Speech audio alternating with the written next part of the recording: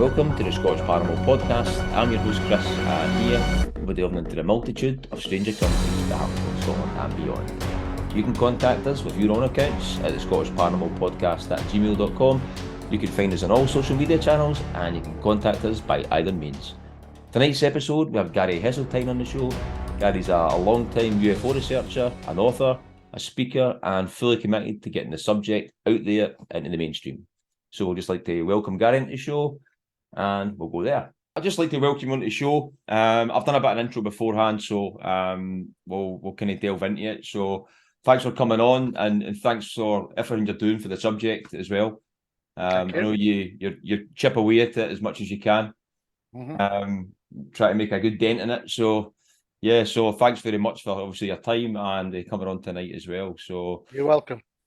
So how's things down your end tonight? How's the weather? Just as bad as up here, I imagine? Cold and miserable. Oh, it's not that cold, but it's cloudy with some rain. It's not very sunny today. We've had one or two nice days recently, but not today. Cloudy. Just kind of counting the days down to get that the spring to actually appear. Oh yeah. Well, I had a bit of a glimpse of it a couple of days ago, and it was beautiful. It was a lovely spell for about an hour. Sat outside, sunny face, you can't beat it. Having a cup of tea. Was that Saturday morning? No, this would be Sunday morning. No, Sunday morning in Yorkshire. Yeah, we got it on Saturday morning for the space of probably about half an hour at the kids' football, and it kind of disappeared. But it's been pretty grim. But hopefully it changes and be positive and get a bit better weather coming in. So I would think we're over the weather now, to be honest. But yes, let's hope so. It just needs to dry out now. That's all. We need the grass to dry out, and it's rained up here for days. So where are you based then? So I'm based right in the middle of Scotland. So if you can imagine Edinburgh and Glasgow, I'm pretty much equidistant to the two of them. I'm a town just outside a town called Linlithgow. So okay. Bang in the middle. I think you've had a lot more rain, and I think you had a fair bit more snow than us as well. Yeah, well, the snow it only came for like a few days and disappeared. But it's rained a lot. Like it has rained, especially just in the last few weeks. A lot of flooding and stuff like that. But it's hopefully it dries out soon, and then we can get back outside again. So can't be outside. I'll be on holiday soon, so I'll get your book's going to be on holiday with me. So all right, that's a good advert. I like that advert. I'll get a few pictures for the sun with it. All right. Yeah.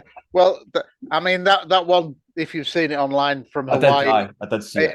I thought you couldn't get a better poster if you wanted it. It was that was good. Picture. The thing is you actually didn't see the book until the last bit, because the whole picture draws your eye to what you're looking at. You see the book on the side. So it's a good picture.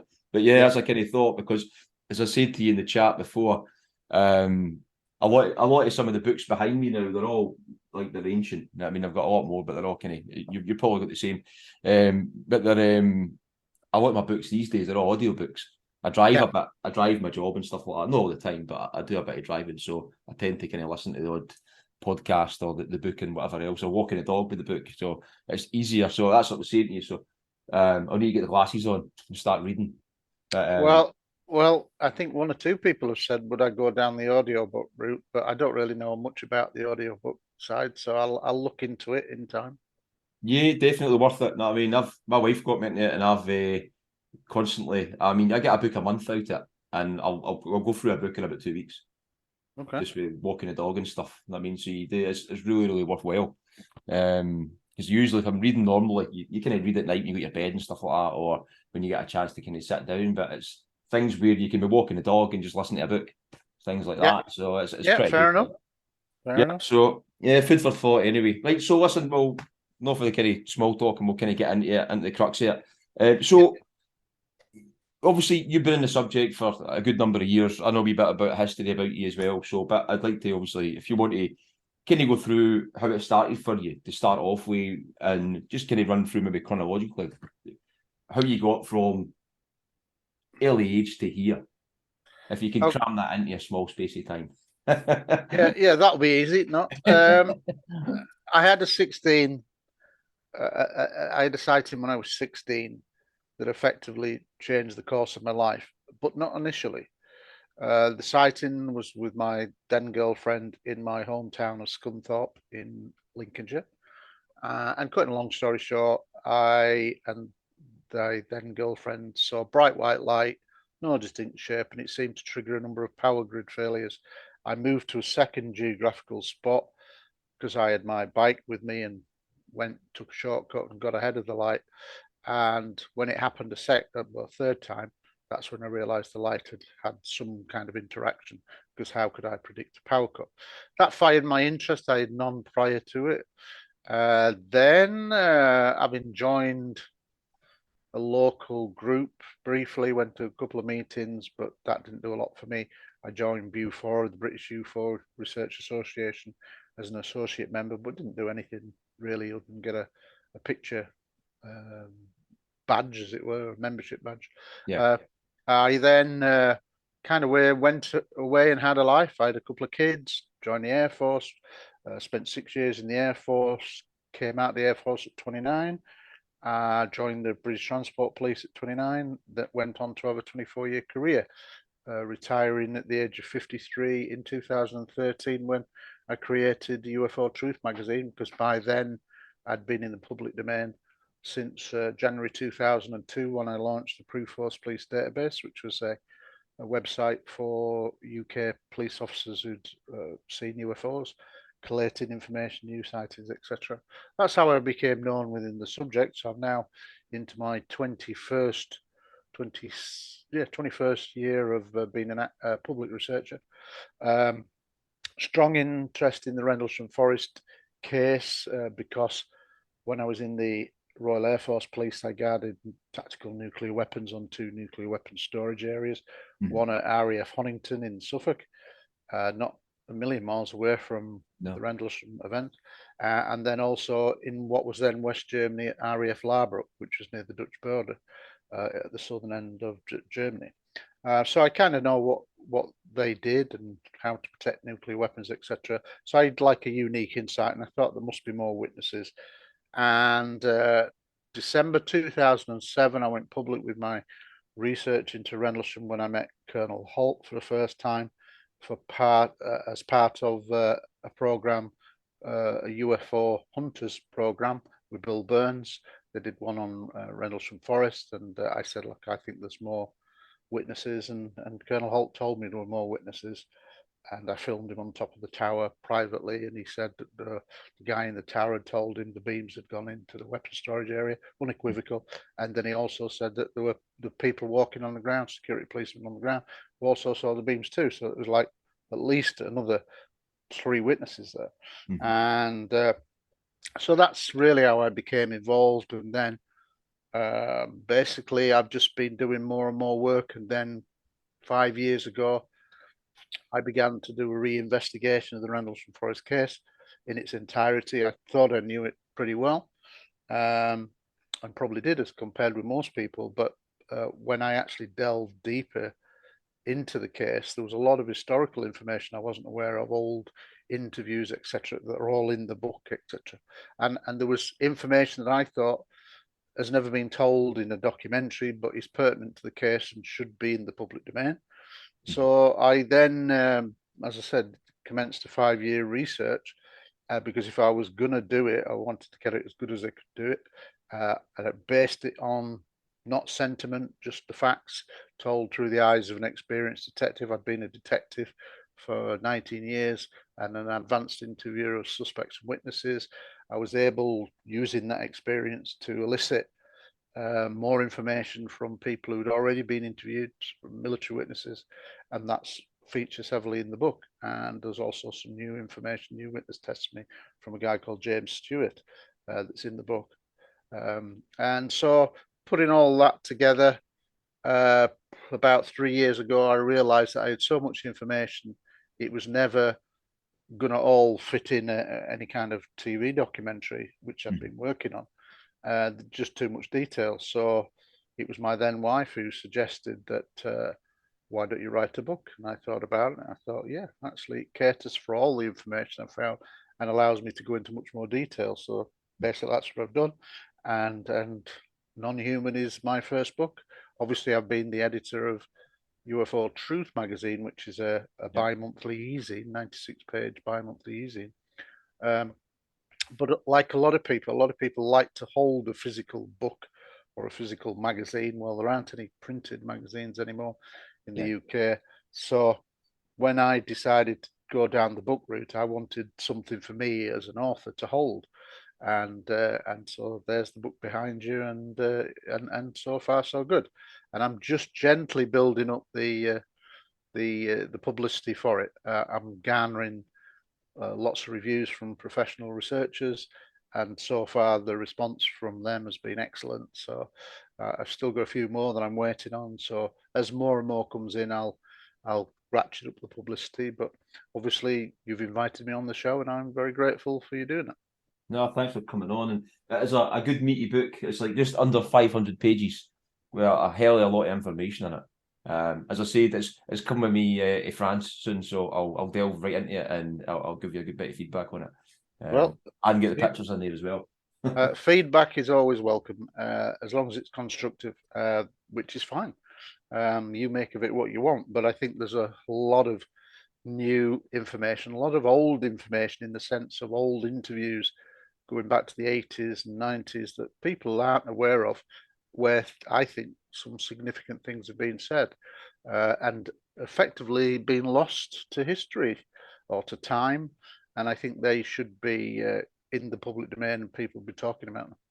One thing about Rendlesham that it did always stick in my mind, where initially when it came out, I think when I was younger, I think initially the first time I'd probably it jarred with me was probably, I don't think it was the papers or anything like that, probably when it came out in Strange But True back in the day. And then from there it was on multiple documentaries, but every time with a new documentary coming out, there was another wee bit of information coming out, or there were just a lot of kind of add-ins to it all the way along, where you knew there was a hell of a lot more to the story than what was getting told initially, which came out initially.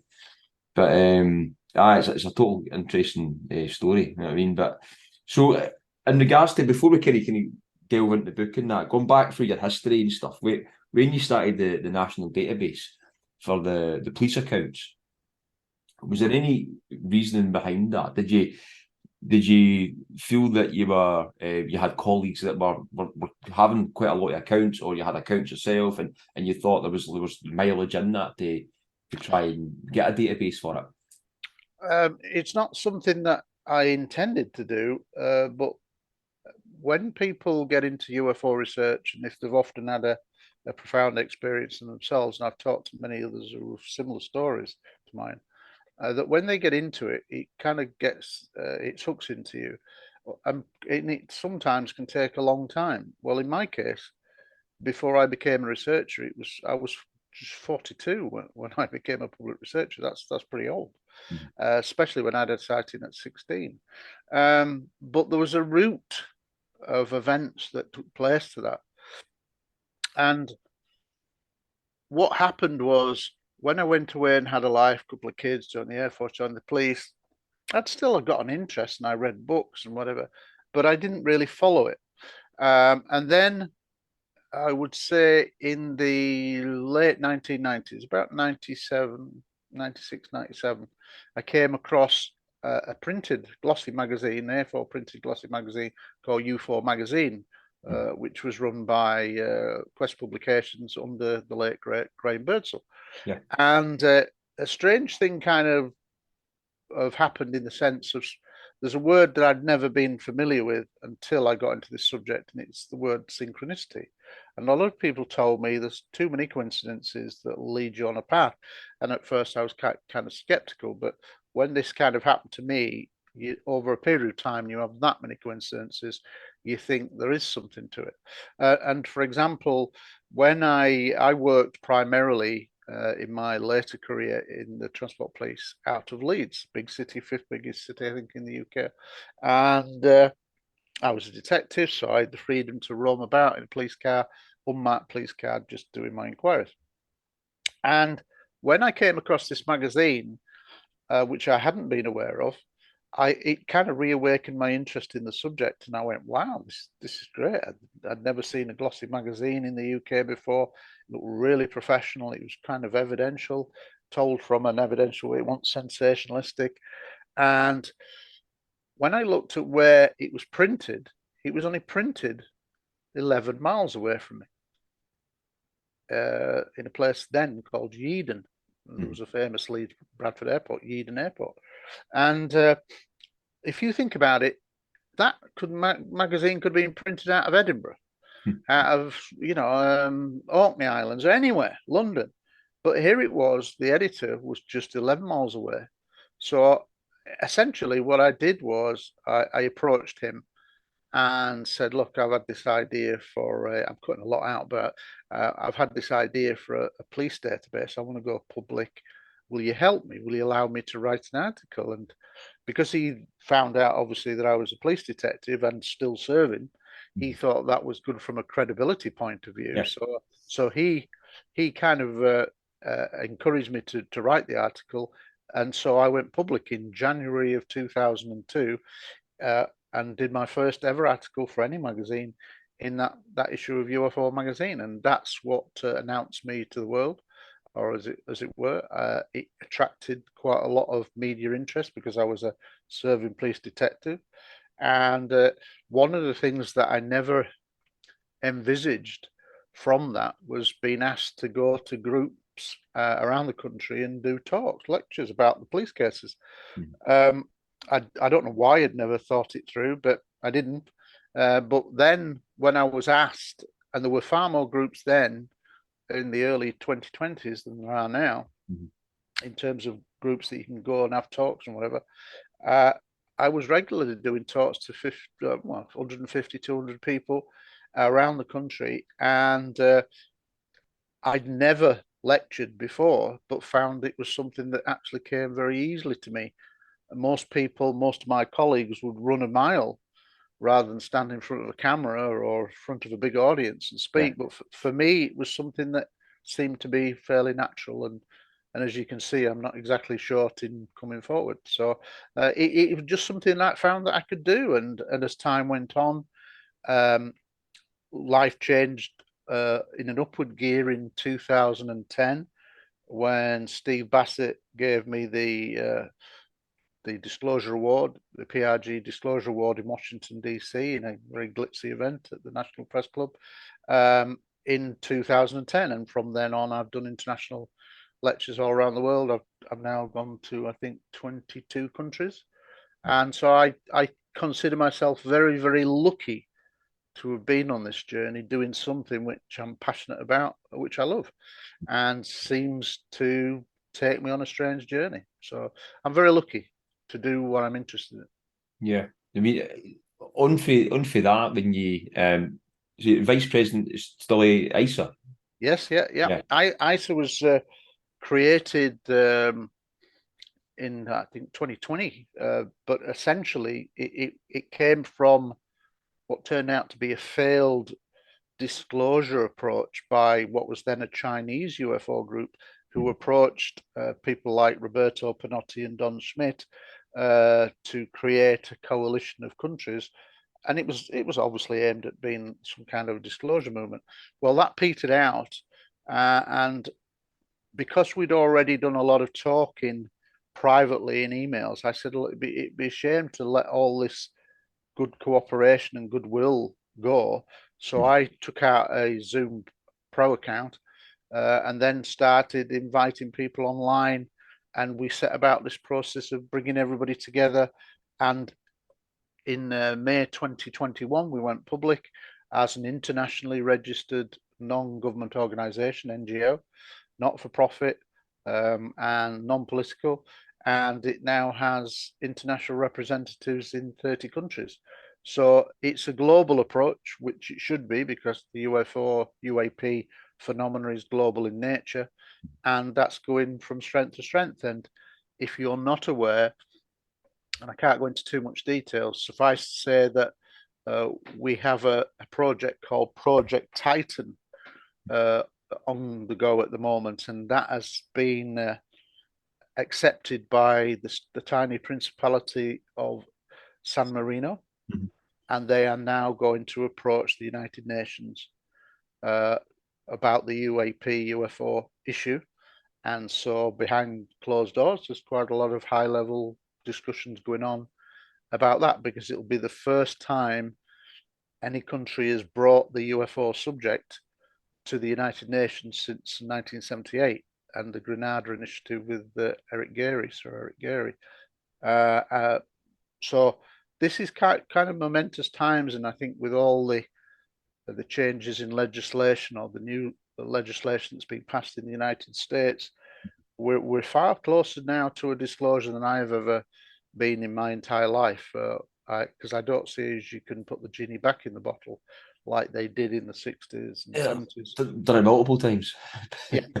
So, but I think now with the internet and the way things can go viral very quickly and live streaming, if there's an event, I mean, if you imagine the Phoenix Lights 1997, that was captured on a few videos, but the quality wasn't very good. And the authorities, despite tens of thousands of people witnessing it, the authorities managed to get away with it.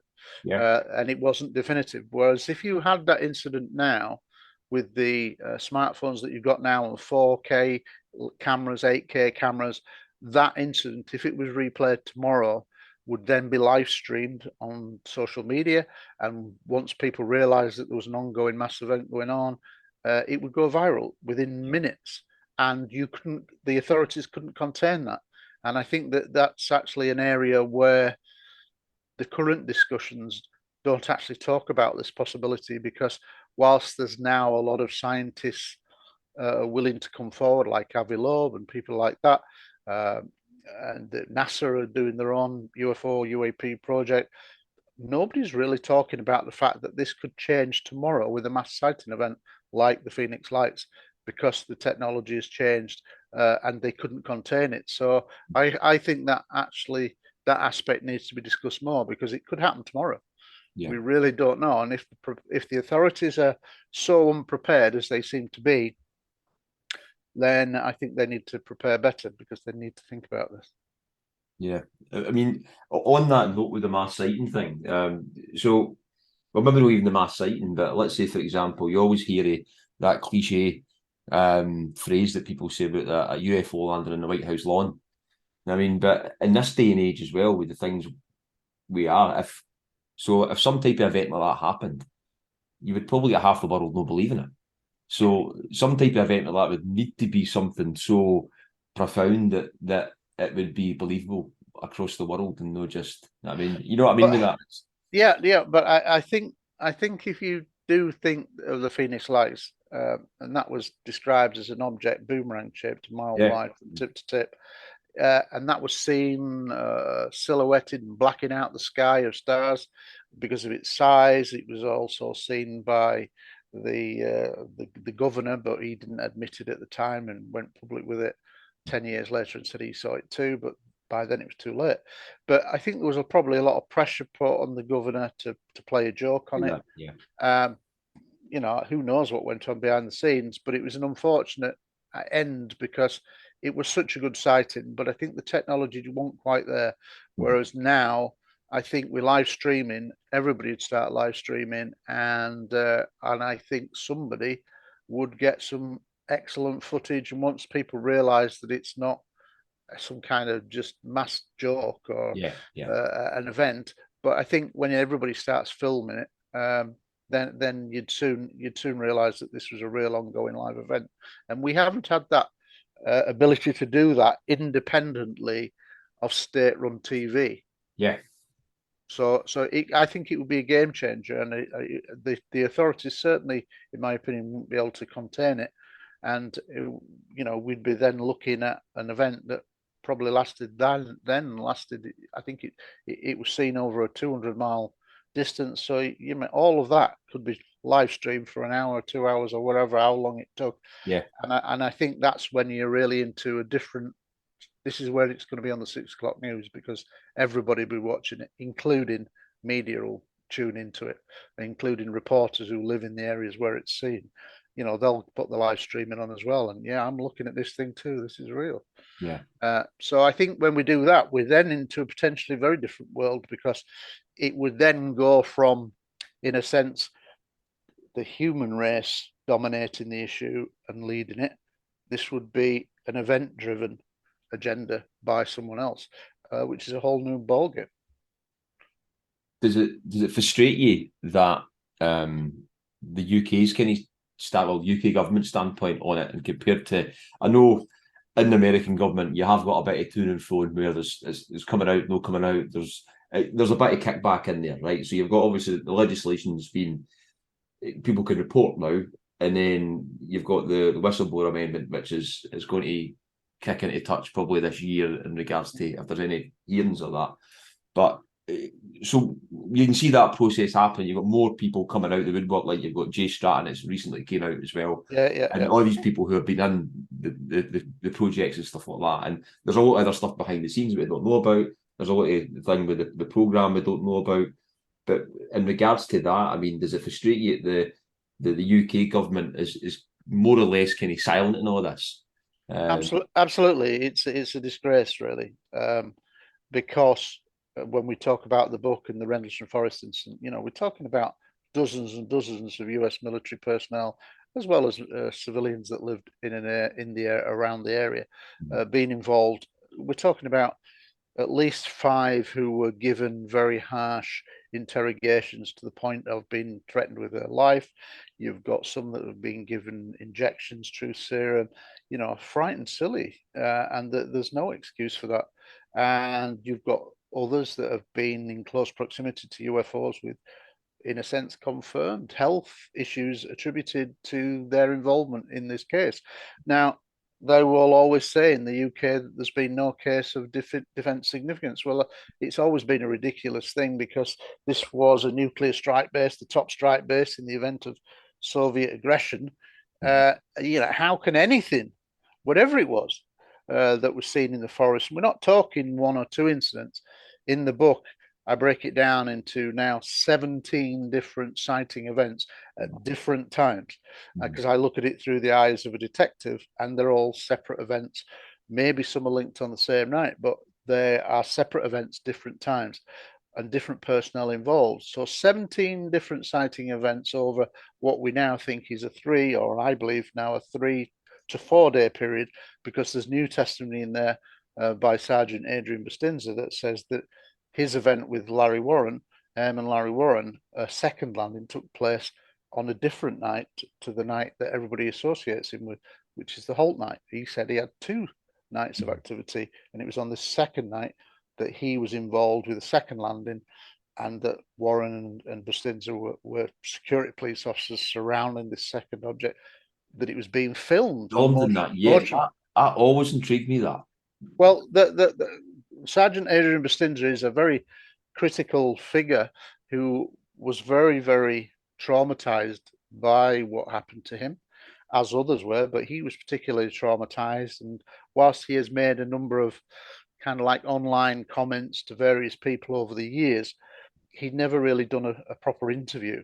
And I was fortunate enough to end up having a 4.5 hour transatlantic telephone call with him. And what he said was amazing, and we were talked about many things. And he talked of that second event, and I was totally unaware that this was a different night. And he just said, "No, that's another night." What, another night of UFO activity that you were involved in? Yes.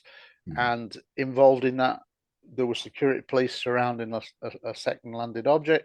That Colonel Williams was there, the base commander of 12,000 personnel, and that it was being filmed. And we kind of knew that story had been told, because Larry Warren, the original military whistleblower, had said that, but now Bustinza was corroborating that, and he said it was being filmed. And then we also had the corroboration of the film from Captain Mike Verano, who said, whilst he went on camera in silhouette for the CNN show in 1995, CNN special, 85, and it was a really good documentary. And there were lots of military personnel in silhouette. He was captain, and he said that he drove the base commander out to a waiting fighter, and he said, "What's in the bag, the security bag?" And he says, "Film." And he says, "Motion picture film of the UFO."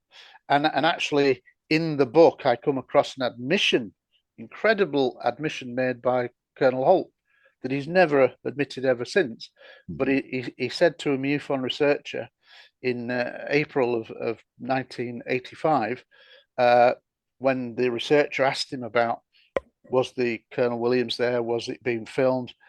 And he said, "I can verify all of that for the senator." And he was talking about Senator James Exon, the Nebraska senator at the time. And it's a chapter in the book, it's a standalone chapter. And that was an amazing admission, because the researcher was a guy called, a MUFON researcher called Ray Boucher. And he had telephoned Holt. He told him who he was, what he was researching, that he'd talked to several people, including Larry Warren, Adrian Bustinza already, and that he was more or less laying out the story that he'd gleaned so far, which was a second landing. Colonel Williams was there. It was being filmed on motion picture footage, and that's what he was referring to. Yes, I can verify all of that for the census, and it was verbatim, and it was written in Ray Boucher's notes verbatim. And Ray Boucher is very thorough, and I got a copy of all his research notes. And there it is, and it like hits you in the face. This is an admission that akin to "I murdered somebody." Yeah. That's how good it is. And yet nobody knows about this admission, apart from the smallest number of people who were around at that time, because Ray Boucher put all that. And there are anecdotal references into some of the books that Nick Pope has written, Jim Pennison has written, but they're anecdotal and they're not told in the context. But when you see the letters that Ray Boucher wrote to the senator, where he lays out everything in that context, and he says, "And Holt told me that you were present, that Colonel Williams was present, the base commander, that it was being filmed on motion picture footage." Well, anybody over a certain age will realize that motion picture footage means moving images. Yep. Like we are now. It's not still photography, still photos. It's moving film. The old kind of like going back to CinemaScope and that kind of thing. It's the old term, motion picture footage. So that footage did exist. I have absolutely no doubt that it did exist. Probably still does, but we're not likely never to see it. But it existed, and I believe that account of a second landing absolutely implicitly now. Did they no mention that? One thing that stuck in my mind, and if it's clear or not, but did they no mention it was getting filmed on like a video recorder and like motion picture? So it was like probably like cinefilm. Yeah. So it's no maybe electronic in that sense, or was it? Well, Larry Warren said there was an old early type of video camera, and we know that research has been undertaken. We know that they did exist. That was entirely possible. And of course, the Americans were better at technology than the UK at that time. They're usually a bit ahead of us, like in video records and things like that. They were having them, and colour TV came in a lot early in the 50s and 60s, but not until the 70s in the UK, that kind of thing. So America usually had a lead, but essentially Warren had said that there were two types of cameras: cinefilm and early video.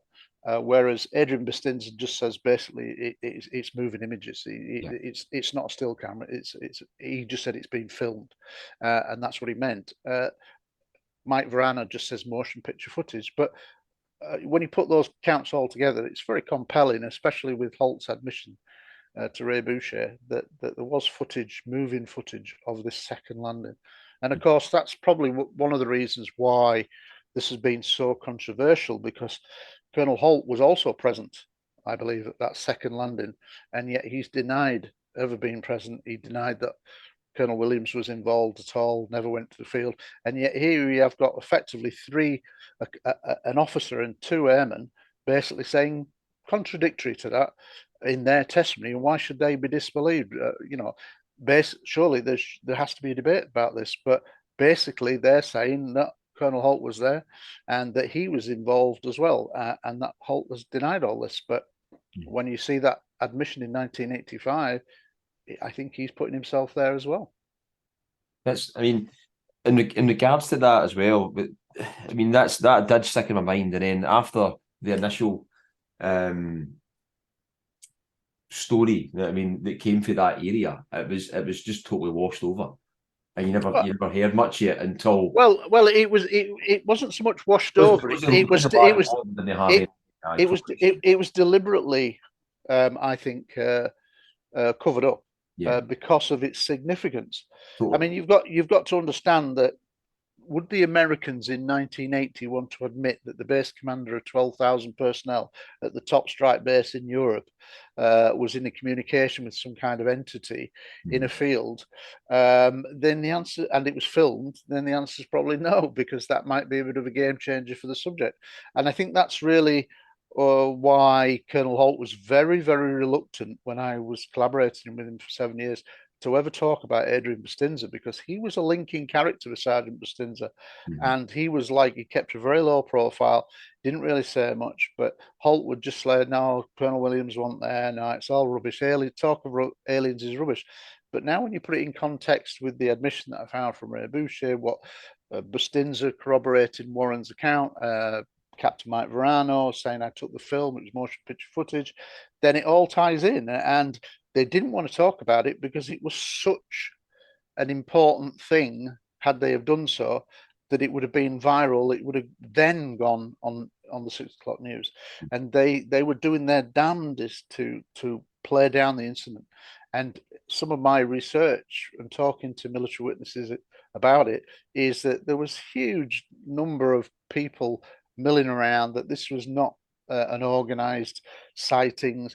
The way documentaries put it is that there were maybe just 2 events, 2 different nights. Well, they concentrate on what's called the Holt Memorandum, which is this very important document written by the then Lieutenant Colonel Holt, the Deputy Base Commander, where he basically said in that 3-paragraph, which was just a teaser to the Ministry of Defence, according to Holt, but in the first paragraph it says that there'd been a triangular craft found of unknown origin on what was effectively the first night, which is this Sergeant Pennison and John Burroughs incident we're familiar with. And then 2 nights later, it's back, the UFO's back. Colonel Holt, Lieutenant Colonel Holt at the time, leads a group, a small number, into the forest, and they see multiple UFOs. So that was that. Now, that document was never supposed to be released into the public domain. It came out indirectly in early 1983, and then really went public in terms of the wider world in October 1983 with a big News of the World headline, tabloid newspaper, it's official, UFO lands in Suffolk. And so that's announced it to a world audience, as it were. And it had part of the memorandum in the body of the article, the headline article. And so that memo is undoubtedly one of the most famous UFO documents in history. And I would think it's in the top 5 or top 10 because it's written by someone of such a high rank who's admitted to seeing multiple UFOs himself. Well, when that came out, the US Air Force, I think, were unprepared for it to come out, but when it did, they couldn't deny that it was on US Air Force headed notepaper, as it were, or letterhead. So they had to admit, yes, there were 2 incidents in the forest. Bear in mind that they'd denied it for almost 3 years, continuously denied any kind of press inquiry or private inquiry. They denied everything. And then suddenly this document surfaces. Yes, there are 2 incidents now. Now, if you think about it, I think that's really where the case lies. I think the drawbridge was pulled up after those 2 incidents, because unless you had a piece of paper proving that other incidents had taken place, and of which we don't have any other pieces of paper, as far as I'm aware, but they may exist, I don't know, but I don't know of any. If we did, then unless you got that proof, they're just going to say there's only 2 incidents. And they talk of anything else, any other landings, that's it. We'll just poo-poo it. We'll now just stick to the 2. And that's basically what's happened. And the way that the media who I think are complicit at high level, or have been at high level, not people on the ground, but at a high level, decisions have been taken at high level in the media with governments, I think, to downplay this case. When those decisions were made, they were made to basically cover up any talk of any other kind of incident. And that's why the Rendlesham Forest case is very unusual, because it's unusual that 3 of your 4 principal witnesses from the effectively that's in the Holt memorandum, they've become principal researchers in their own right and become very prominent in all the documentaries. But what it's led to is the narrative of the case being, I think, quite deliberately controlled, in the sense of, when these documentaries are made, of which there's been over 50 odd English-speaking worldwide documentaries about Rendlesham, they're all telling basically the same story. They just basically stick to what's in the memorandum. And very few people get a look in. And one of the things I've wanted to do with my research is that I've talked to lots of other people who are involved, but their stories don't get told. And that strikes me as being wrong. And as I've alluded to in the book and pointed out, that there's a lot of new evidence from people, new events. Sergeant Adrian Bustinza, when he talked to me in that 4.5-hour transatlantic call, he told me about an incident that is recorded nowhere. That was totally new as I was speaking to him. And he said that whilst Colonel Holt was at the staging area, he was then told to take a team out of about 20 people, 20 airmen, and do a line search, like you see when you see the police doing a field search, and they just walk forward in a single line or looking down at the ground, looking for bits of evidence or whatever. That's effectively what they did in the forest. Well, nobody's ever talked about this. So this is an entirely new event, and it's while Holt is back. So this is before Holt gets involved. So this is an entirely new event, and I was totally unprepared for it. He talks about it, and not only do they go in the forest spaced out every 20 meters or so in a long line, but at one point they start seeing UFOs. Initially, one UFO is seen whizzing around under the canopy of the trees, a sphere, a white sphere, and then a few minutes later there is multiple 7 or 8 objects whizzing around spheres. So this is an entirely new incident. So surely these kind of incidents deserve to have a voice and be told on camera like all the others. But unless the narrative can be changed, which is what my book is trying to do, the TV companies are just not going to help you here. They want to stick to this existing narrative because it's nice and safe. But I really want to try to change that and get a lot more people involved. Steve Longero is another guy I spoke to. Steve Longero came forward to me. He was an airman at the time, and he came to me out of the blue and basically said, I'm so fed up of all the grief that this Larry Warren is getting, saying he wasn't there. Well, I knew he was there. And I said, well, how do you know he was there? He says, well, I did my basic training with him. And when I was in the forest, because he'd arrived within a couple of days of Warren, he said, when I got into the forest, I saw Larry Warren. I was quite pleased to see him. I didn't know him very well, but he was on my training course. So you know him, you know his name. Like I was in the Air Force, I was like with 47 others. I knew all the names at that time. I didn't mean that I knew them well or we were best pals, but you were marching with them, doing all your classes together. So you knew them. And he said, I was on the same training course. And he said, when I saw Larry Warren at the staging area, I was pleased because I'm thinking, what the hell's going on? And I want to see a recognized face. And I'm new to the base. And I'm in the lowest of the low in terms of rank. So he's keeping his head down, thinking, what's going on? And he sees Warren. So it's pleased to see someone that he can recognize, who can understand what he's going through. So that's a great memory trigger. So again, it's another person. But the thing is, with Steve Longero, it wasn't just that aspect that was interesting. He said, no, we'd had rumors for many years that beams had been shone down into the nuclear weapons storage area by a UFO, shining beams into the nuclear hot row, and kind of like doing a grid search of the hot row. But we didn't have a name. Well, when I spoke to Steve Longero out of the blue, he says, I was on the site walking around inside, a young airman with an experienced airman. He was the newest of the new, walking around with an experienced airman, and he sees a UFO over the weapons storage area, or close to the weapons storage area, that then shines a beam down into the nuclear bunkers, and it does this. a pendulum pattern all the way down the hot row, as if it's scanning what's in those bunkers, in the underground bunkers. And he says, akin to a search. So now we have a direct witness testimony, first person testimony. That's brilliant. But then he said, when the UFO then moved off towards Rendlesham Forest, there was all panic going on in the forest, and they wanted people going out into the forest because they didn't know what they were dealing with. And he said, because I was new and I was like an extra person on shift inside the weapons storage area, walking around with an experienced airman, he said they took me from that, and I was then put into the back of a truck and taken out to the forest. And he's thinking, what's going on? He gets out in the forest. This is where he sees Larry Warren. And he says, when we're out in the forest, he is taken to the initial first night landing site. So it infers it's at least 2 nights later. And he then, along with 10 or 15 others, see multiple UFOs themselves. So this is 2 new events. So the first one, so it was like, this testimony should be out there.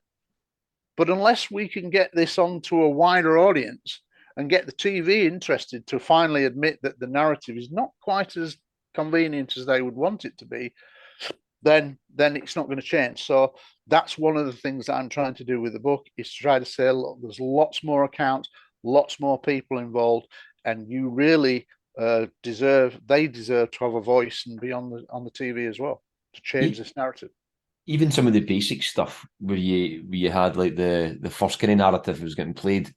If you had a UFO sighting, it happened just by happen chance, why would you set up light poles in the forest and stuff like that? Absolutely, and you know what I mean? It's like the following night.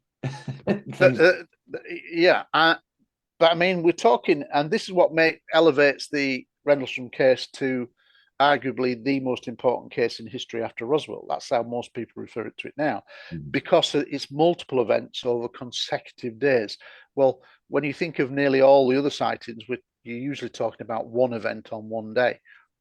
Sometimes occasionally a couple of days, but not consecutive days. Well, when you break it down, I've got 17 different incidents happening over a 3 to 4 day period involving multiple people, not just Holt, Penniston and Burroughs. So you're talking multiple people. It's always been alluded to that there were literally hundreds of people involved, not just US Air Force Security Police. I'm sure that there were other trades like crew technicians who worked on aircraft, firemen, I think may have got involved, but their testimonies, nobody's coming forward. But I think they're still out there, and they're still young enough to be able to come forward. So I hope that if my book takes off, which I hope it does, that more people will be encouraged to approach me so I can interview them. Because this is not some kind of little event. This is a huge event over several successive days.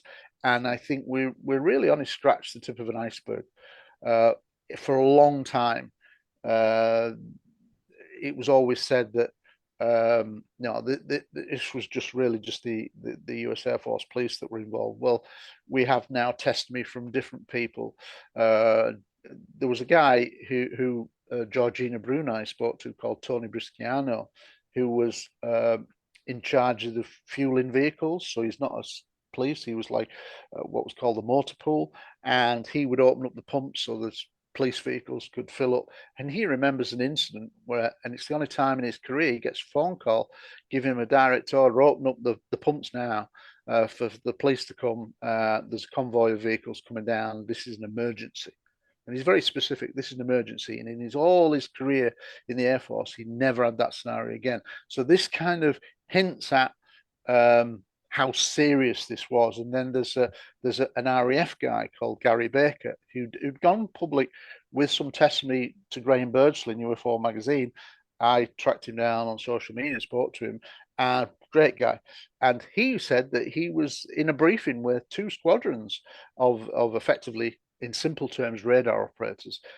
I know he'll hate me for saying that, but in simple terms, radar operators who were then briefed, and he names the people that briefed them about this incident UFO incident that had taken place at Bentwaters and Woodbridge. So we're certainly not talking about something that was little and contained. There were far greater number of agencies involved who became aware of this incident, but it's all been kind of like swept under the carpet. I suspect that there's still some British police officers that have got information that have never come forward. And I mean British bobbies, because Adrian Bustinza mentions bobbies, Larry Warren mentioned bobbies, or one or two other people mentioned bobbies that were like joint roadblocks between British police and the US Air Force security police just outside on the public road in the days in the aftermath. But the guy who did the CNN documentary, a guy called Chuck DeCaro, who's their lead investigative journalist, he said that at one point he had an interview arranged with a British police officer about something that he'd seen, which you assume is UFO related. And then at the last minute, this policeman pulls out, and he never did find out why. It was as if somebody maybe got to him and said, "Don't do it," because the general response is no police are involved at all. But you know, there's even in the book, I have an audio copy of the Holt audio tape, and at one point, Chuck DeCaro, in the research notes from Ray Boucher, it included this single page of a transcript page of Holt's famous audio, 18-minute audio. Yeah. And at one point, there is a reference to what's written in, and it's probably written by Chuck DeCaro himself. In bracket, it says B-bar.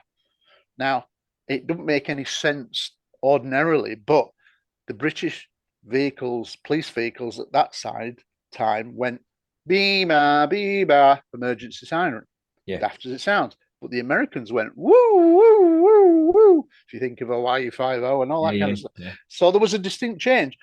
And it's on there, it's on the audio. You can hear what sounds like a siren, but it's not, and it's B-bar. And Holt denied that the British police there, but Adrian Bustinza, when I spoke to him, he's quite specific. He says, yeah, Captain Verano was talking to them, and it turned up and told them to turn off the siren or the moving light, the single emergency light at the top. So they were there in some capacity, but we don't know about that. It's not just that they turn up like they're supposed to, and there's nothing going on, and they go away having seen nothing. No, there's clearly a discrepancy there. So I do think that there are some police officers out there, and I would love them, after all of this time, and they now must be very elderly, that if they're still able to come forward, to approach me. And that's what the book's about, trying to get people to come forward, because I still think there's a lot more information. But we are running against the clock now, because people are now getting in the 70s and 80s and probably older if you're an ex-policeman at that time. So, I still think there's a lot of information to come out. Yeah, but day by day, it is getting more of a subject that you can talk about. But it's still got stigma. I mean, but you can talk absolutely. About, but it is receding, but it is receding. I mean, so that's hopefully a bit of kind of glint and sunlight that comes out of that. You maybe get more people coming out of the woodwork. Yeah. I hope so. In regards to the event overall, do you think at some level that it was an organised event, or it happened and then they kind of pulled it together to try and record as much as they could? That's a really good question, and I think the honest answer is I don't know. Here's a curious quote that a policeman who was involved, he wrote this in a letter to a UK researcher, and he said, I kind of like the Americans, but I was kind of intrigued that they brought Lightols as if it was going to come back. And he actually said that. Yeah. And I thought, well, that alludes to that there were a series of nights, and why would they? But here's something that's in the book that's actually incorrect in the book, but I didn't know at the time. And that's originally in my conclusion, I listed 18 sightings, not 17 different events. And that's because since the book's been released, the chapter on chapter 20 in the book is called James Stewart's story. And he was a crew chief who was basically a technician who repaired aircraft. And he came out with this sensational tale, and he thought it was December of 1980. And with all the things that happened in his story, which I'll happily talk about, he was basically saying it must have been a part of that. But since the book came out, he contacted me and he said, I've been checking my evaluation records, your personal evaluations every year. And he says, I was shipped out on I think it was the 6th of January 1980. So it couldn't have been December 1980. It's actually December, and he thinks it's Christmas, Boxing Night into Christmas Day, 26th into 27th on 1979. But his incident is incredible. So whilst he's not part of the main December 1980 sightings, and I've no reason to disbelieve, and I've seen his service records, he is who he says he is. I've talked to him on video, I've interacted with him, I've got his documents, copies of his documents. He is bona fide, in my opinion. And yet his account, whether it's in this December 1980, which it's not, it's now December 1979, is incredible, because what he basically says is that he's working on a phantom jet. There are apparently just 3 phantom jets left on the base. And he's at RAF Woodbridge working on one, and he's at the closest point where he's working on the aircraft, this F4 Phantom, which is the closest point he can be to the Eastgate, the famous Eastgate that we're familiar with in the story, at RAF Woodbridge. And he's working underneath fixing this phantom jet, and they have to be out by January 1980, it turns out now, not 1981. So anyway, he's underneath, and then he feels a shudder from above him.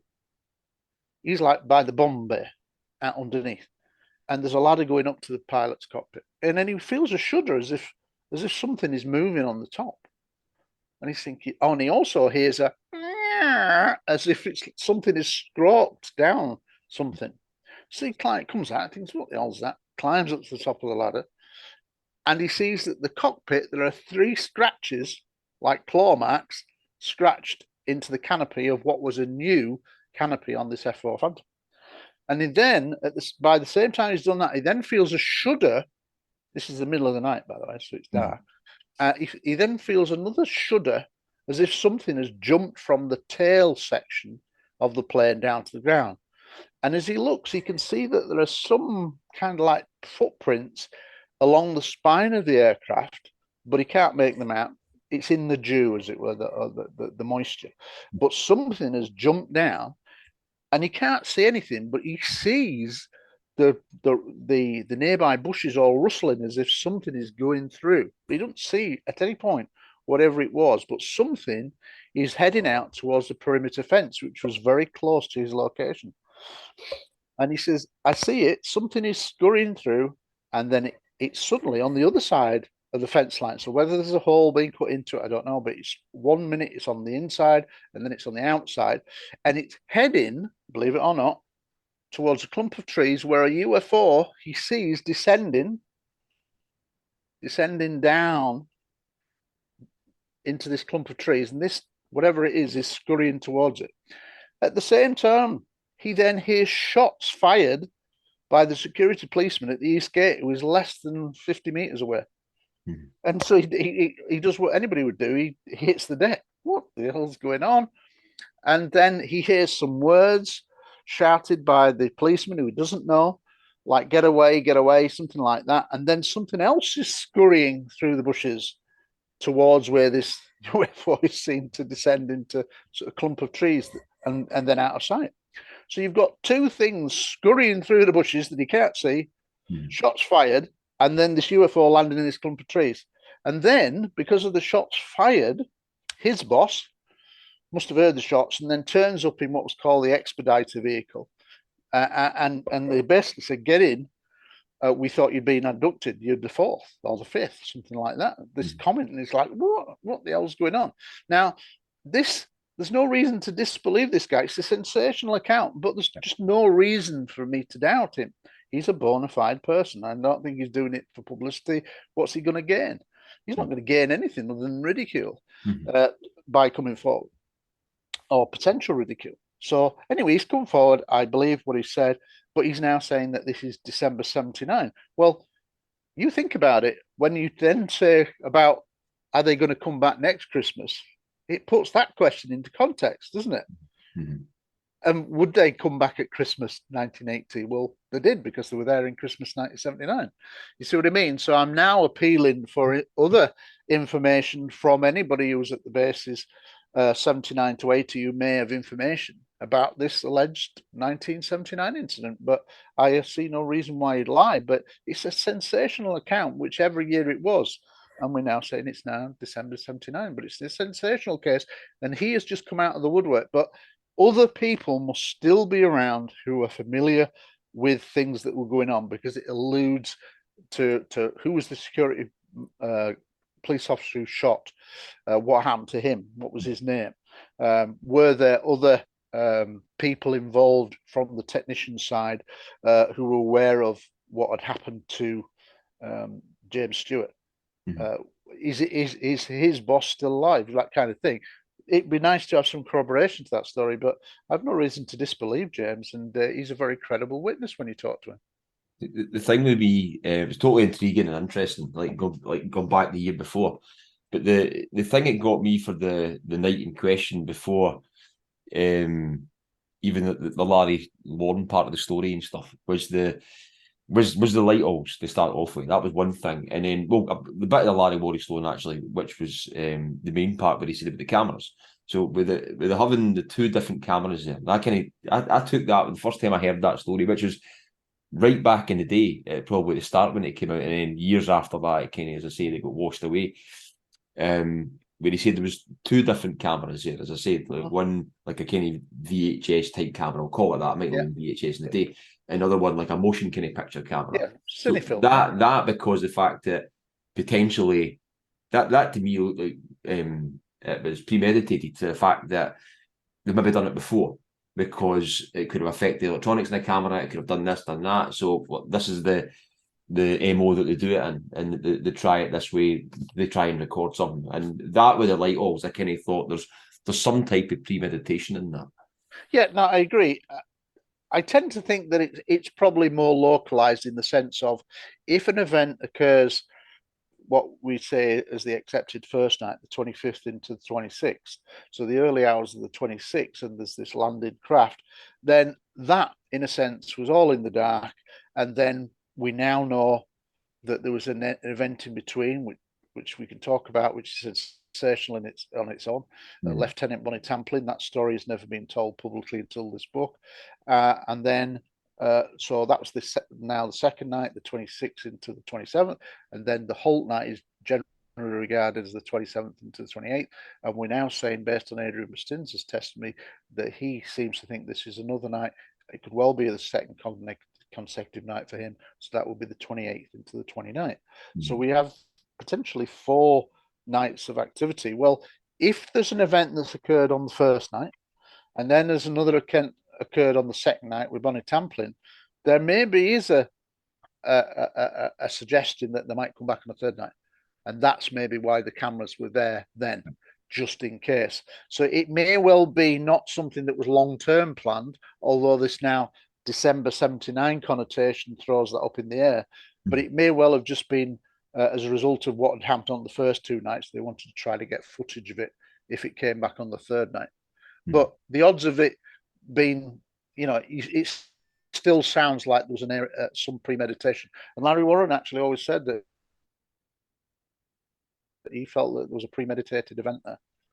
Yeah, I think where what he described and how it kind of came in and materialized in that area where they were filming, that as well, you know what I mean? So but it's totally interesting, you know what I mean? So I'm looking forward to kind of churning through the book, and as I say, I'm away to France in a short space of time, so I'll be over there, and as I said, I'll get some pictures of nice locations, hopefully sunny weather and stuff like that. And well, let me know what you think. Yeah.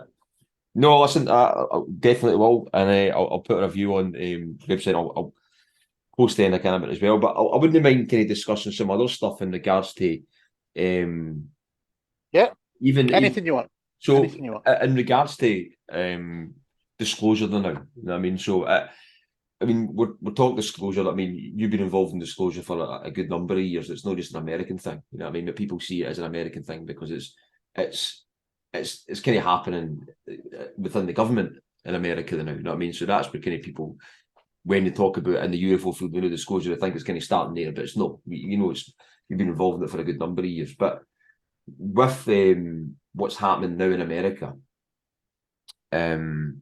where do you kind of see this going? You know what I mean? It's like, obviously now you've had the legislation that's came out, where it's reportable now and things like that, and it's like slowly kind of chipping away internally, as you can see. Now you've got the whistleblower kind of amendment that's kind of came in. Where do you think this is going to go? Well, I'd be very surprised now if it doesn't end up in witness congressional hearings.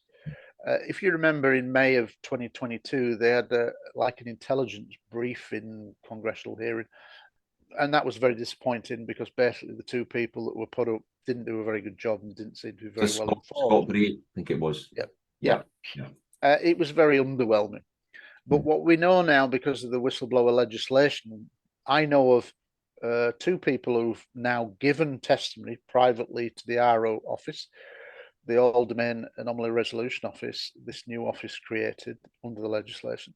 And that's Robert Salas. He's given his testimony about the Maelstrom 1967 nuclear missile shutdowns. His 10 missiles went offline. And also Bob Jacobs, who was involved in the Big Sur incident in 64, which was a UFO basically attacking a dummy rocket and disabling it and throwing it out of orbit. And so I know those two people have given their testimony. Now, I don't think either of those people, knowing them as personally as I do, would have given that testimony if it was just going to be all swept under the carpet. Mm-hmm. I don't know this, but I'm pretty sure that they're both very prominent people and forthright people. They would, I'm sure, have asked the question, well, if I do this, what's going to happen to my testimony? Mm-hmm. And I suspect that they'll have been told that there will be some witness congressional hearings, which would potentially be a game changer. And if you think about it, that's probably why the whistleblower amendment came in, because it basically said somebody who's been and worked on an active or secret UFO program going back decades can now come forward either to the RO office or to the Senate, congressional, or the congressional senators and congressmen. Women, they can come forward, safe in the knowledge that it's not going to risk them their pensions and career, which was always the big fear factor attached to the stigma. So I think there's no point in creating that mechanism if to then disappoint people who come forward. People are only going to come forward if their story is going to come out, and that like Robert Salas, he's been waiting decades to tell his story. I was with Robert briefing the Brazilian Senate in June of 2022, and we obviously spent some time together. And he said when he briefed the Brazilian Senate, he's looking forward to the day when he can brief his own country, and he'd been denied that opportunity. Well, now he's done it, albeit in a private session, but I suspect that's just so that they can evaluate his story, and that when congressional hearings, public hearings are created, which I think will be within the next 18 months, then there'll be a whole list of very senior people going on the record about what they were involved in. And I think that because they're going to be public hearings and that the mainstream press will be there, and this time they're not going to hear about post stuff from the intelligence service and dodgy little videos for 1 second that they can get to play. They're going to hear about nuclear missiles being shut down.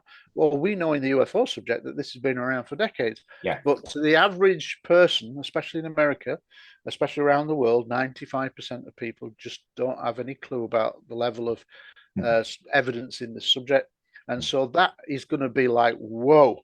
And you can see, in a sense, that the recent Chinese spy balloon saga plays a part in if the press really do hatch onto something, they will be all over the president like a rash. They were all over him, and there were briefings going on at the White House. And then President Biden was then forced to make a comment about the balloon and these other three objects. Well, that gives you an indication of what would happen if the press really did start delving into the subject. en masse, doing a proper job that they should have been doing for 50 odd years. Yeah. But anyway, better late than never. But if they do it when they hear about first person's testimony, and can you imagine pilots giving testimony about chasing things and shooting at them and things like that, and being, there's probably other cases of people who are still alive where they could give testimony. I'm thinking of one, and I don't know if he's going to be called as a witness, but the Mansfield, Ohio, 1973, Ohio, the coin incident, the helicopter that was engulfed in a green light and then seen on the ground to be pulled up like in a tractor beam towards a UFO that was above it. They totally lost control. He was with three other military people. One of the most credible cases. Well, I think he's still around.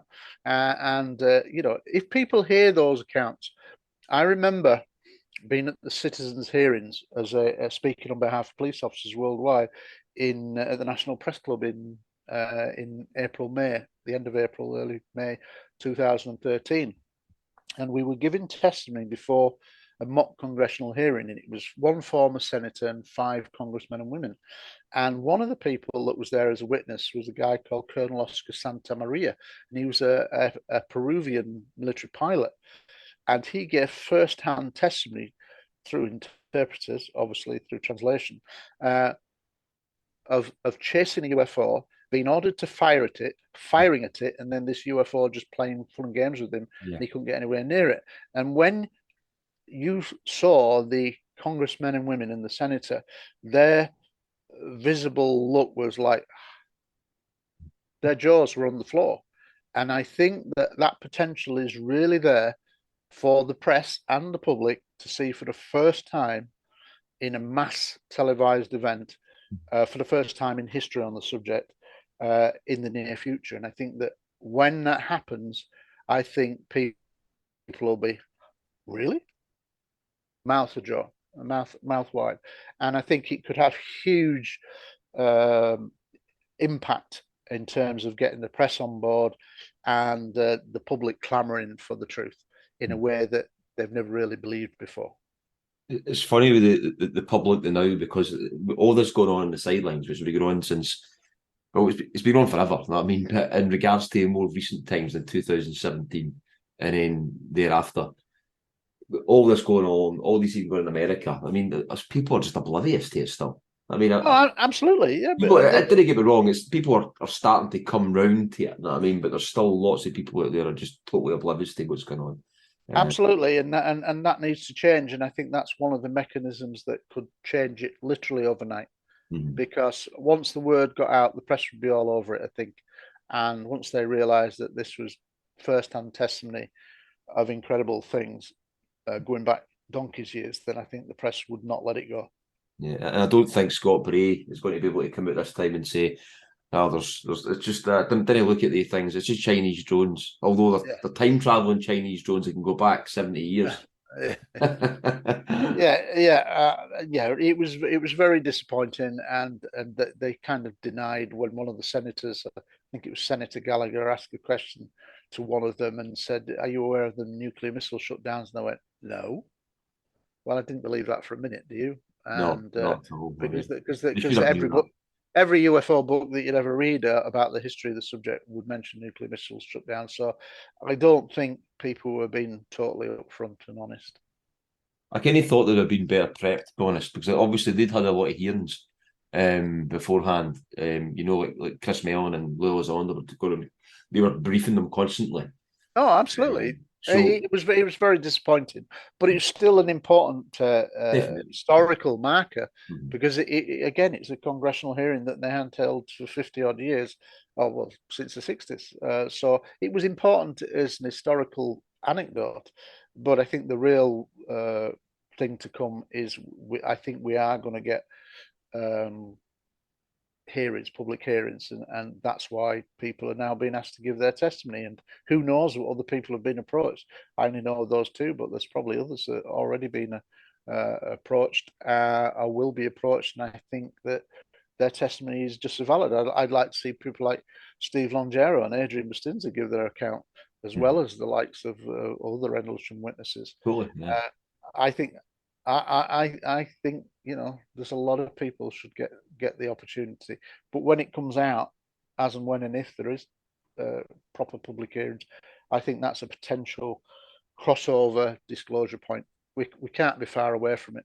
We're certainly closer to a form of disclosure than we've ever been in my lifetime, and it's tantalizingly close. And I think personally that something will happen within the next 3 years I, that I know. takes us over the edge.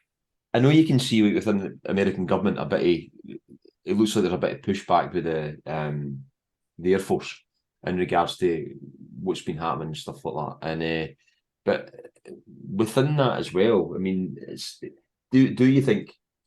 I'm just trying to get a word this. I mean, so disclosure's kind of getting pushed out a bit now, right? So it's getting pushed out by some part of the government in some auspice, and then there's kind of some part no wanted to come out, right? Absolutely. Do you think there's some reason why it is being getting pushed out? Is there maybe some reason why we're either going to find out something and it's a case of like we need to let these people know this before this happens, or that's what kind of my thought, kind of mindset is on it. I mean, what's your kind of mindset in that, or you think it's just a process that's just happened and it's just basically came to it's just overboiled and now it's just coming out? I suspect, and this is purely my private opinion, that something behind the scenes is known at the highest levels that is pushing forward this agenda. I think something has either been found or information has been conclusively proved that proves that there is some kind of present interaction going on. And I think there is something driving what's going on now. And I think it's a step-by-step disclosure process. And I personally think there is something that we're not aware of that's going on behind the scenes that is pushing this agenda. Have you heard of alleged some type of event in 2027? No, No. no. I think there's something historical that's come to the fore. Something is pressing the buttons now. I mean, if you think about Bill Nelson, who's now the administrator for NASA. NASA for all these years never said anything about UFOs, and then he comes in to take office, and basically he's saying, "No, we're going to do a 9-month study." And I've talked to quoting him, he said, "I've talked to the pilots with regards to the Nimitz sighting and those kind of things, the sightings off the east and west coast that we talk about with the 3 US Navy videos." And they saw something. So he's immediately given it credibility. And the fact that he's announced this 9-month research, well, do we really think that at the end of that 9 months, he's going to say there's nothing to this? After what he's already said, it wouldn't kind of make sense to me.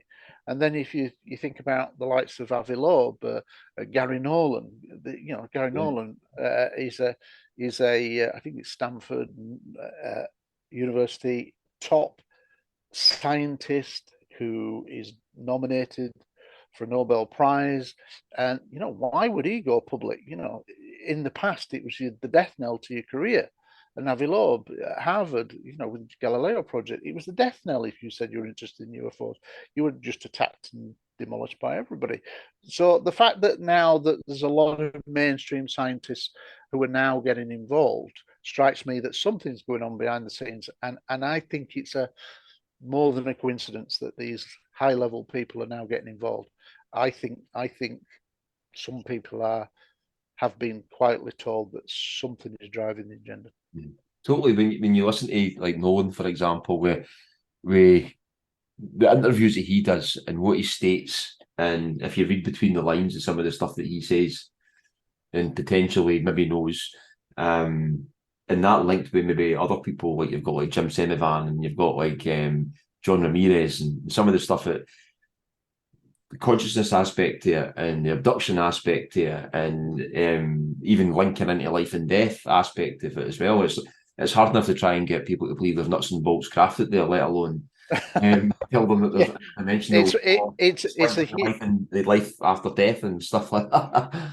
It's a hugely complicated subject, so you have got to try to deal with one bit at a time, and I think that's really where we are now, because the the term changing it from UFO to UAP. I still like UFO, but I can understand why they changed, because if you were going to try to frame a new open debate about the subject, you'd have to do it by changing the title to UAP, and going down the line of air safety, because everybody should acknowledge that if there are things flying around in the airspace, and that they've already admitted in the 2021 Navy report, well, the task force report, they said there'd been 11 near misses with US Navy pilots. Now, so that means that there is a potential air safety. So I can well understand them reframing the dialogue, the discussion in that way, to get it to try to recede the stigma. And I think it's working. But unfortunately, one of my big bugbears is the mainstream media, and they are not doing their bit to jump on board. Mm-hmm. They are dragging their heels, especially there has been more coverage in the United States because obviously more's gone on, but even so, the momentum that was building up towards the release of the 2021 report hasn't transpired. It's not being followed up in America, and anything. I mean, there were one or two reports in the UK, in the media and TV in 2021 in the build up to that report, but since then, there's not really been anything in the UK, and so the UK are totally out of sync on this subject. And all I can say is I'll be trying to approach them through my book to say, look, you need to pay attention. There's things going on. You think you've not seen much attention at all in any UK TV programs? It gets a 2-minute slot at the end of the news. You know what I mean? It's like, and here's the weather. I mean, that's it. It's like you've not get a lot. Absolutely. And whilst I'm not really trying for the mainstream press yet, because I'm just building up this process as I develop the feedback for the book and reviews and things like that. When I do start doing that, it'll be interesting to see how the press deal with it, because there's so much new information in the book that should be front page news in many accounts. I mean, the story of Lieutenant Bonnie Tamplin has never been told, and that. And cutting a long story short, I'll just say, I've got first person testimony from one of the witnesses, Michael Stacey Smith, that says that this lieutenant, a shift commander, one of the shift commanders, she was run off the road by a UFO on a public rural country road, moving between areas, Bentwaters and Woodbridge. She rolled the vehicle, she got out, and the UFO was hovering there, so she starts shooting at it. Well, that's on a British public road. Did you not think that's 6 o'clock news? It should be. So it'd be interesting to see what they say when I start to give them this information. Definitely. Listen, thanks very much for the conversation tonight. I'm going to ask you one more question before we kind of finish up. What was your overall thoughts on the binary code? It's dealt with in the book. There's a separate chapter on Jim Penniston, because he undoubtedly was involved in the first night landing event. But there are lots of other questions, not least that Steve Longero says that on the night he was involved, and he's not quite sure which night it was date-wise, and I don't think we're ever going to establish it for certain now after all this time, but he says that when the UFO went from shining the beam down into the weapons storage area, he heard Sergeant Penniston over the radio, who was obviously watching it off the nuclear weapons storage area, and he went into the forest. And in fact, when he went out into the forest, he was with Sergeant Penniston whilst this other event took place that he talks about. Well, Jim Penniston's never mentioned this, so that's interesting. With regards to the actual binary codes, as a former detective, when he announced the 30th anniversary conference at Woodbridge on December the 28th at Woodbridge in 2010, he told the audience, who were very disbelieving, why wait for 30 years? He tried to say, well, I thought it was crazy, but it then turns out in 1994 he was hypnotized, and he was one of the questions that he was asked under hypnosis is, can you see the binary codes? Well, that to me makes it sound like he could have had an implanted false memory of the binary codes. In hard facts, it's a standalone account. I talked online in an online conversation with Gary Osborne, his co-author, and here Gary Osborne admitted that it's a standalone account. There's nobody else that corroborates the binary code story. So are you going to change the world on the account of one person without any kind of corroboration? I think the answer is no. You'd have to deem it as being unproven because it's just a standalone account. He made a lot of comments in the days afterwards, and I refer to it in various interviews in the book. Very inconsistent remarks. He'd say there was 6 pages, there were 8 pages, there were 10 pages, there were 12 pages. It turns out 16 pages of binary code. Well, I think I'd know if you'd had such an amazing one-off event in your life. I think I'd know how many pages I wrote out, but he didn't, and so that throws up kind of a red flag to me as a detective. I'm not saying it didn't happen. I'm just saying there's no corroboration, and it should be regarded as unproven at this time. Thank you. Well, Gary, listen, thanks very much for your time. You're welcome. Speaking to you and picking your brains and some stuff. I mean, but I'm looking forward to getting the book and bring it to holiday maybe and start reading again. Actual reading. But well, if you can remember, sorry, if you can remember how to read again, let me know what you think of it. What thing I will say apart from I was picking up audiobooks. The good thing I do like about having a book is the fact that when you get a book and you're telling somebody about it and you've read it and they're like, oh, where is it? And you maybe give somebody a loan it or borrow it or something like that. You can't do that by an audiobook. Correct. That's Correct. it. So well, I appreciate that you give me the opportunity to speak. I'm always happy to talk to the media, and you're all doing your own part and doing a good job to promote the subject. So we're all in it, trying to do the same thing. Definitely. Right, well, thanks very much, Gary, and have a nice night. Thank you very much.